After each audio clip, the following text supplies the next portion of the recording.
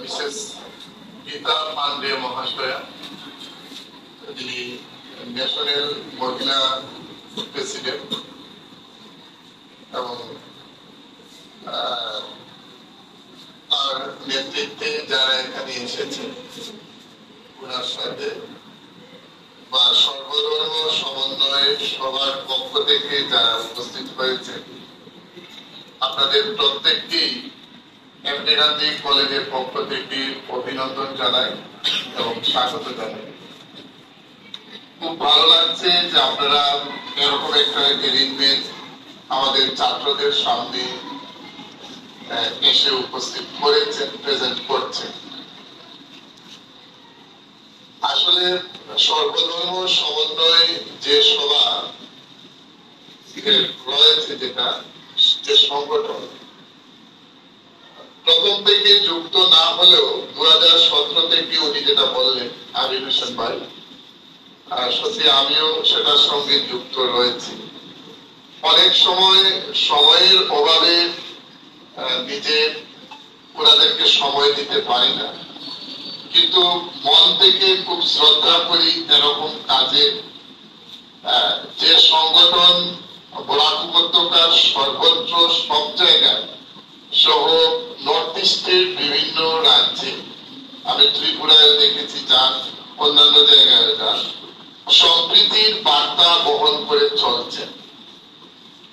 এবং এই মুহূর্তে শুধু ভারতবর্ষ নয়, শুধু ভারতবর্ষ বললে ভুল হবে, সমস্ত পৃথিবীতে আমাদের উচিত সম্প্রীতির বার্তা ছড়িয়ে দেওয়া, ছিটিয়ে দেওয়া। কারণ পৃথিবীটা বিভক্ত হয়ে যাচ্ছে সব জায়গায়। কোন দেশে ধর্মীয় বিভাজন, কোন দেশে উচ্চবর্ণ নিম্নবর্ণের বিভাজন, কোন দেশে শিয়া সুন্নির বিভাজন, কোন দেশে সেই কালো চামড়া সাদা চামড়ার বিভাজন। অর্থাৎ সমস্ত বিশ্ব জুড়ে রয়ে গেছে একটাই, সেটা হলো বিভাজন। যে জায়গায় রাজনেতারা যে শব্দগুলো যে জায়গায় তারা ইউজ করতে পারেন, সেই জায়গায় ইউজ করে কমন মানুষের মধ্যে বিভাজন তৈরি করছেন বিভিন্ন জায়গায় কিছু কিছু রাজনেতারা। এবং এটার জন্য আমরা সবাই আমাদের মধ্যে বিভক্ত হয়ে যাচ্ছি, নিজেদের মধ্যে আমরা বিভক্ত হচ্ছি। এবং সেই বিভাজনকে রোধ করার একটা বড় হাতিয়ার হিসাবে আমাদের অঞ্চলে প্রতিষ্ঠিত হয়েছে সর্বধর্ম সমন্বয়। সেই বিভাজনকে কিভাবে রোধ করা যায় এবং আমাদের মধ্যে কিভাবে সম্প্রীতির বার্তা ছড়িয়ে দেওয়া যায়, আজ নয়, অর্থাৎ সাম্প্রদায়িক সম্প্রীতির বার্তা আমাদেরকে সর্বত্র ছড়িয়ে দেওয়ার প্রয়োজন সব জায়গায়। এবং যে কাজ সর্বধর্ম সমন্বয় যে সংস্থা রয়েছে, সেই সংস্থা চালিয়ে যাচ্ছে একদম প্রথম থেকে এখন পর্যন্ত সব জায়গায়। এবং সবচেয়ে ওই আবেগিক হয়ে আমার যে ছোট ভাই তোমাদের সামনে কথা বললেন, ওই পান্ডেজি বলেছিলেন, ম্যাডাম বলেছিলেন একটু আগে, যে উনি বললেন, কিন্তু আমিও তো জানি সেটা, যে নিজের সবকিছু বিসর্জন দিয়ে একটা সংস্থার জন্য উনি লেগে আছেন, সমস্ত কিছু বিসর্জন দিয়ে। আমরা প্রত্যেকেই হয়তো শিক্ষা প্রতিষ্ঠান করছি, পারিবারিক সবকিছু ঝামেলা সব রাখছি, উনি কিছু নয়, একটাই কাজ করছেন, সংস্থার জন্য কাজ করছেন। আপনারা নিশ্চয় জানেন যারা শিলচর থেকে এসছে। তো এইভাবে কাজ করা একটা সংগঠনের জন্য, এবং যে সংগঠনের আসল উদ্দেশ্য হলো মানুষের মধ্যে শান্তি এবং সম্প্রীতি বজায় রাখা, বিভিন্ন ধর্মের মধ্যে শান্তি সম্প্রীতি বজায় রাখা, বিভিন্ন ভাষার মধ্যে শান্তি সম্প্রীতি বজায় রাখা, সব শ্রেণীর মানুষের মধ্যে শান্তি সম্প্রীতি বজায় রাখা। এবং এই শান্তি সম্প্রীতি বজায় রেখে সর্বধর্ম সমন্বয় চলছে। আজ কত বছর বলে পূর্তি করছেন? 11 বছর পূর্তি অনুষ্ঠানে আজকে যারা শিলচর থেকে এখানে এসছে বা আমাদের করিমগঞ্জের যারা এখানে উপস্থিত হয়েছে, অবশ্য তারা আমাদের কাছ থেকে সংস্থার পক্ষ থেকে অবশ্যই ধন্যবাদ দেয়াই হয়। আমি কলেজের পক্ষ থেকে দিয়েছি, এখন সংস্থার পক্ষ থেকেও আপনাদেরকে অসংখ্য ধন্যবাদ যে আপনারা আমাদেরকে সহযোগিতা করেছেন। প্রসঙ্গে এসছে তোমাদের কথা, একজন একটু ডিস্টার্ব দিয়েছিল, আমি সত্যি দুঃখিত। সবার সৌন্দর্যটাকে নষ্ট করেও বের করে দিতে হচ্ছে, কারণ একজনে 10 জন নষ্ট করে। প্রসঙ্গ যেটা এখানে এসছে নারী অধিকারের কথা বলবেন, ম্যাডাম এখানে আছেন, উনি বলবেন নারী অধিকারের কথা। একটা দুটো শব্দ বলে আমি আমার বক্তব্য শেষ করবো, অনেকজন বক্তা রয়েছে, দুটা লাইন বলি। নারী অধিকার অবশ্যই প্রয়োজন।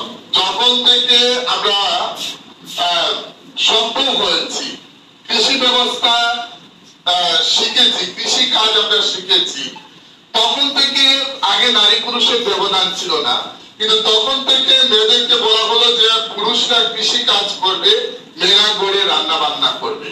এই ডিফারেন্সটা আসলো।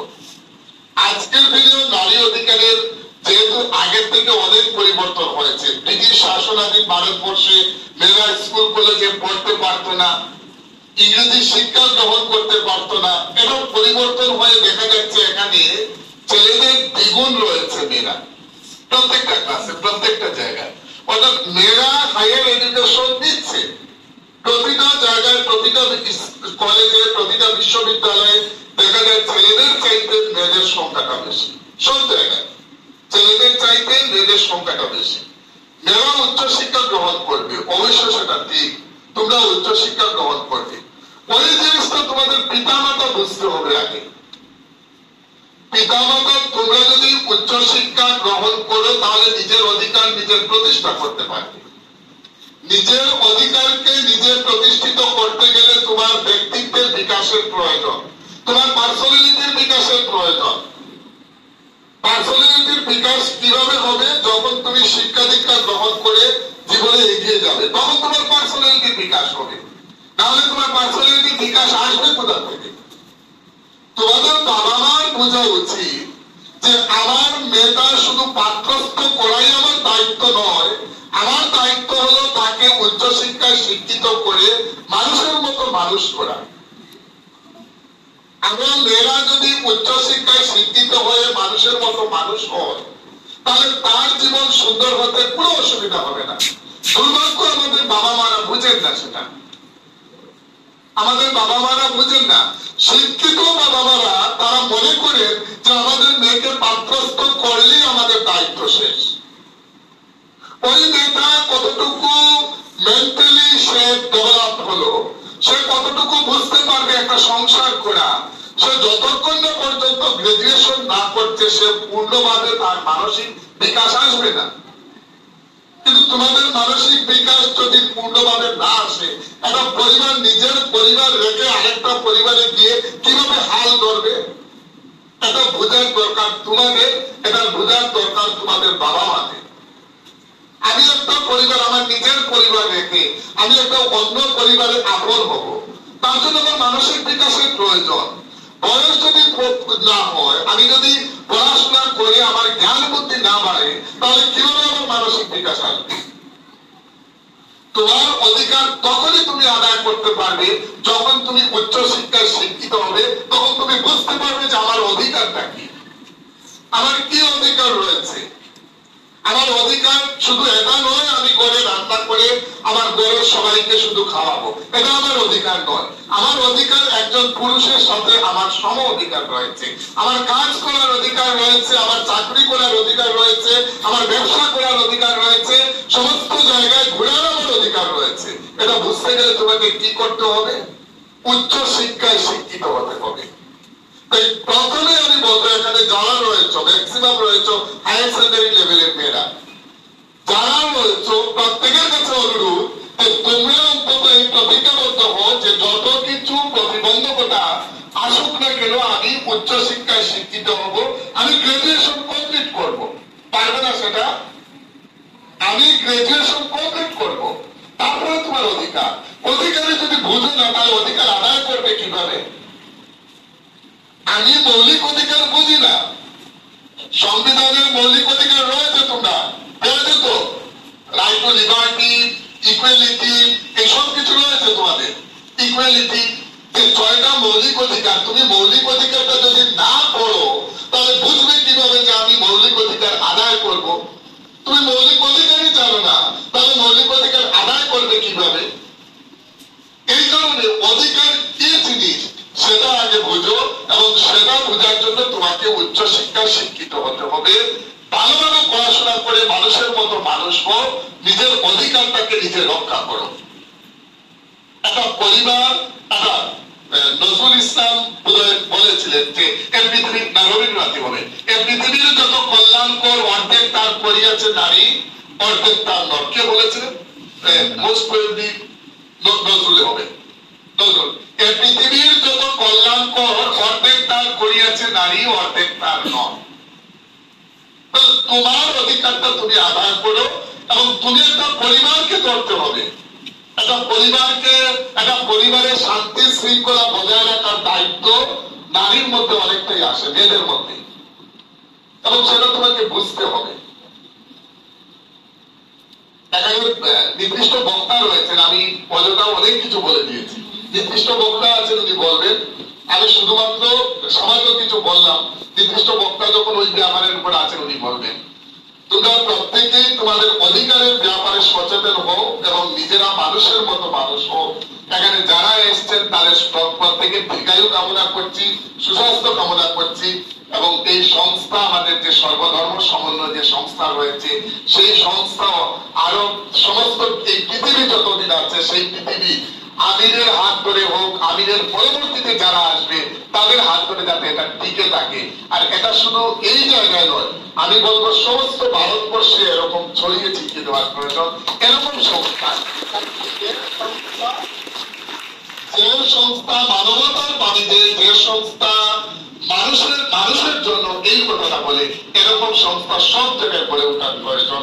নাম ভিন্ন হতে পারে, সেটা অন্য জিনিস, কিন্তু এক নাম হতে না পারে, অন্য নাম হতে পারে, কিন্তু মানুষের কথা বলবে, মানবতার কথা বলবে, এরকম সংস্থা গড়ে ওঠার প্রয়োজন। মানুষের মধ্যে সম্প্রীতির বার্তা নিয়ে আসবে, এরকম সংস্থা গড়ে উঠুক বিভিন্ন নামে পৃথিবীর বিভিন্ন জায়গায়। আপনারা সবাই ভালো থাকবেন, ছাত্রছাত্রীরা ভালোভাবে পড়াশোনা করে মানুষের মতো মানুষ হোক, এই কামনা করে আমার বক্তব্য এখানে শেষ।